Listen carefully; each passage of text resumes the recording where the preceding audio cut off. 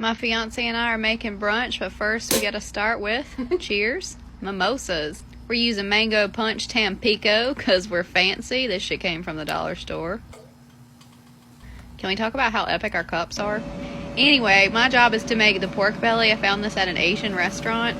You're gonna pat it dry because when you put it in the air fryer, you want it extra crispy.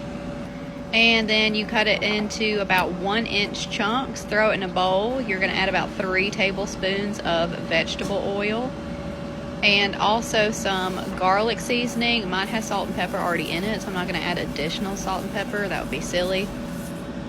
And also add about a tablespoon of brown sugar. I like to mix everything with my hands because I am a child and this is more fun.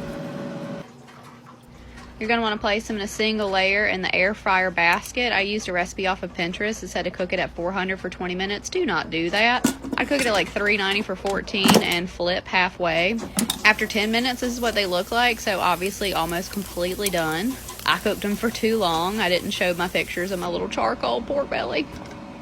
Anyway, hollandaise, about 1.5 sticks of butter, 3 egg yolks, a little bit of vinegar, whisk it over a double boiler. This is adding his brown butter into the egg yolks. Make sure the butter is not too hot or you'll make scrambled eggs. Toasted English muffins with sauteed spinach. This is my pork belly.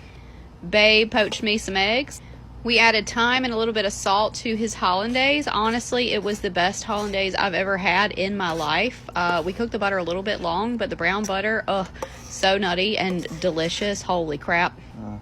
We like a lot of sauce, so all the hollandaise. This is what it looks like. I am so proud of us.